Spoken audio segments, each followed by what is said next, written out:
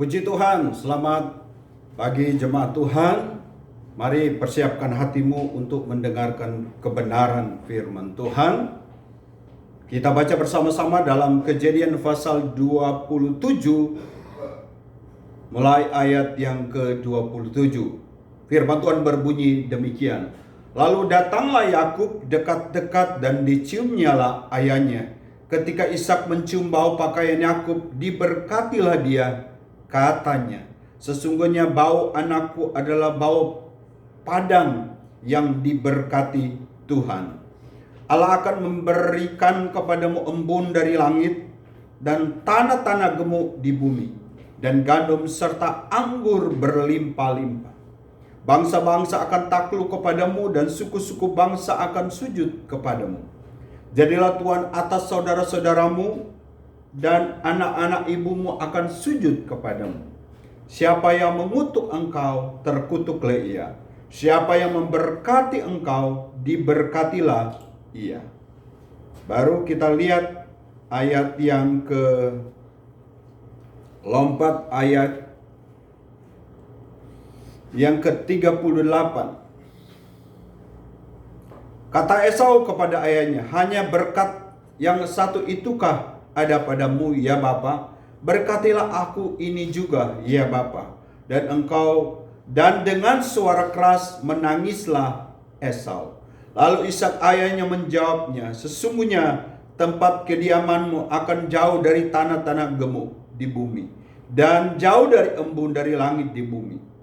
Langit di atas, engkau akan hidup dari pedangmu, dan engkau akan menjadi hamba adikmu. Tetapi akan terjadi kelak apabila engkau berusaha sungguh-sungguh, maka engkau akan melemparkan kuk itu dari tengkukmu.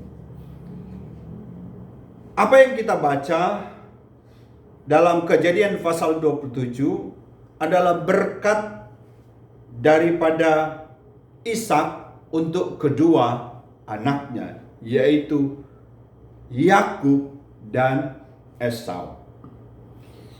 Yakub dan Esau. Ketika dia mengucapkan perkataan kepada Ishak, bahwa Ishak akan diberkati, ya, bahwa Tuhan akan memberi Ishak kelimpahan, gandum-gandumnya akan berlimpah, bangsa-bangsa akan takluk kepadanya, dia akan menjadi tuan. Siapa yang mengutuk dia akan terkutuk, siapa yang memberkati dia akan diberkati. Di kemudian hari itulah yang terjadi. Kemudian kita baca tadi ayat yang ke-39 sampai ayat yang ke-40. Ketika juga dia mengucapkan kata-kata untuk Esau, bahwa Esau akan jauh dari tanah-tanah gemuk, jauh dari embun dari langit, dia akan hidup dengan pedang, dia akan menjadi hamba. Itulah yang kemudian terjadi. Ada dua hal yang akan kita pelajari. Pertama, perkataan kita. Perkataan kita adalah doa kita. Perkataan kita adalah masa depan kita. Perkataan kita adalah berkat kita, doa kita, masa depan keluarga dan anak-anak kita. Ketika Yakub mengucapkan berkat bagi Ishak, itulah yang kemudian terjadi. Ketika Yakub mengucapkan kutuk bagi Esau, itulah yang kemudian terjadi. Maka penting sekali kita menjaga perkataan kita. Dalam kitab Amsal berkata bahwa kita akan menerima buah dari perkataan kita. Maka penting kita menjaga perkataan kita. Hai bapak-bapak, perkataanmu adalah doamu adalah masa depan anak-anak, masa depan keluarga. Jaga perkataan baik-baik. Karena satu kali, kata firman Tuhan, engkau akan memakan buah dari perkataan.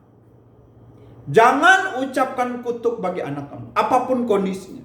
Kita lihat ketika Yakub mengucapkan kutuk bagi Yakub, ketika Ishak mengucapkan kutuk bagi Esau, itulah yang terjadi. Tapi ucapkanlah berkat bagi anak-anakmu, seperti yang Ishak lakukan bagi Yakub. Dan itulah yang terjadi. Ucapkanlah berkat bagi keluargamu. Bahkan ucapkanlah berkat bagi situasi, kondisi yang kau alami. Kita ingat dalam kitab Yeskel, Tuhan suruh Yeskel pergi satu lembah dan Tuhan perlihatkan tulang-tulang. Tuhan berkata, apakah tulang-tulang ini bisa dihidupkan? Yeskel berkata, Tuhan hanya engkau yang tahu, karena tulang-tulang itu sudah kering, sangat kering. Dan saat itu Tuhan perintahkan Yeskel untuk berkata kepada tulang-tulang, hiduplah tulang-tulang, urat-urat daging dan nafas hidup. Ini satu kondisi keadaan yang sulit, tulang-tulang kering, nggak ada harapan. Makanya dalam bagian itu Tuhan berkata, tulang-tulang kering ini adalah orang Israel. Mereka tidak ada harapan. Tapi untuk mengembalikan harapan itu, Tuhan mengajar mereka untuk mengucapkan berkat atas keadaan. Ucapkanlah berkat, kata-kata firman terhadap keadaanmu, terhadap situasi, kondisimu yang kau alami. Ya, jangan ucapkan persungutan, jangan ucapkan kutuk, tapi ucapkanlah berkat. Kata-katamu sekali lagi adalah berkatmu, berkat anak-anakmu, berkat keluarga. Ya, hati-hati dengan perkataan, jaga perkataan. Itu yang terjadi kepada anak-anak Yakub. Ya, ketika Yakub mengucapkan berkat bagi anak-anaknya, bagi Yakub itu yang terjadi. Ketika dia mengucapkan kekeringan yang terjadi, kekeringan kepada Esau, itulah yang kemudian terjadi. Itu yang pertama. Yang kedua, kita lihat mengenai Esau. Esau adalah anak sulung. Anak sulung itu adalah orang yang berhak menerima berkat 2 kali lipat berkat dari ayahnya. Tapi kemudian yang terjadi terbalik. Yakublah yang menerima berkat itu. Yakublah yang menerima berkat yang seharusnya diterima oleh Esau. Dan dikatakan Yakub ketika dia datang, dia meraung-raung kepada ayahnya. Dia minta ayahnya memberkati dia. Tapi itulah yang terjadi.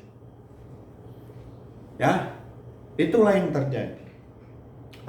Kalau kita baca dalam Maleakhi pasal 1, Tuhan berkata kepada orang Israel, kamu berkata, aku berkata bahwa aku mengasihi engkau. Tapi kalian berkata, kamu berkata, bagaimana engkau mengasihi kami? Lalu Tuhan menjawab, aku membenci Esau tapi mengasihi Yakub. Dalam Maleakhi kita lihat, Tuhan tidak suka, Tuhan membenci, dia katakan membenci Esau. Tuhan membenci Esau, tapi mengasihi Yakub. Ya, Tuhan membenci Esau, tapi mengasihi Yakub. Kenapa? Ya, karena kalau kita lihat dalam Kejadian pasal 25, satu kali Esau pulang dari padang. Dia lihat Yakub masak kacang merah. Baru dia berkata begini, Kejadian 25 ayat 30. Kata Esau kepada Yakub, berikanlah kiranya aku menghirup sedikit dari merah-merah itu, karena aku lelah. Itulah sebabnya namanya disebut Edom. Tapi kata Yakub, jualah dahulu kepadaku hak kesulunganmu. Saat Esau, sebentar lagi aku akan mati. Apa gunanya bagiku hak kesulungan itu, kata Yakub, bersumpahlah dahulu kepadaku, maka bersumpahlah ia kepada Yakub, dan dijualnya hak kesulungannya kepadanya. Lalu Yakub memberikan roti dan masakan kacang merah itu kepada Esau. Ia makan minum lalu berdiri dan pergi. Demikianlah Esau memandang ringan hak kesulungan. Maliaki pasal 1, sekali lagi saya ulang. Tuhan berkata Tuhan membenci Esau. Kenapa Tuhan membenci? Karena ternyata dalam Kejadian 25, Esau memandang ringan hak kesulungan, meremehkan hak kesulungan. Ada apa dengan hak kesulungan? Dalam tradisi orang Israel, hak kesulungan bukan saja dia akan menjadi tuan dalam keluarga, tapi ada berkat-berkat rohani yang akan diterima oleh anak sulung, yang tidak diterima oleh anak-anak yang lain. Ada nilai-nilai rohani dalam kesulungan. Ya. Tapi hal itu dipandang remeh oleh Esau. Tapi Yakub berusaha kesulungan itu dia rebut. Karena dia tahu ada nilai rohani, dan kita sudah baca Kejadian 27 tadi. Dikatakan Yakub berkata, Allah akan memberkati engkau. Ini bicara masa depan. Dia meremehkan hak kesulungan. Hak kesulungan mengandung nilai-nilai rohani. Yang kedua, jangan remehkan nilai-nilai rohani. Jangan remehkan nilai-nilai rohani. Jangan remehkan. Buat dirimu, keluargamu, anak-anakmu menghargai nilai-nilai rohani. Jangan remehkan. Nggak apa-apa kok. Ya. Nggak ibadah juga nggak masalah.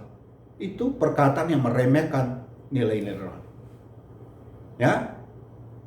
Ya, nggak jaga bawa milik Tuhan nggak masalah. Itu perkataan yang meremehkan nilai-nilai rohani. Contohnya juga ketika jam ibadah, saudara.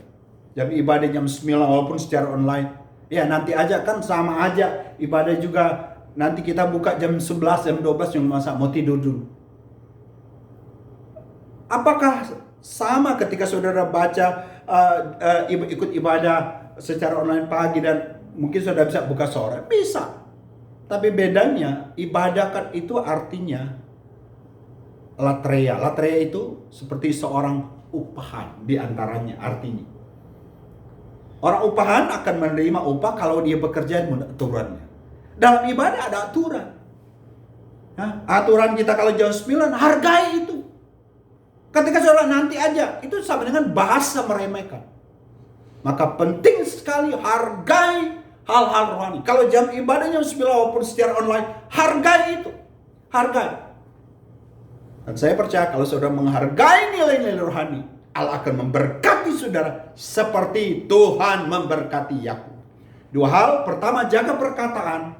Yang kedua, jangan remehkan nilai-nilai rohani. Terpujilah nama Tuhan, jadilah pelaku firman. Dalam nama Yesus. Haleluya. Amin.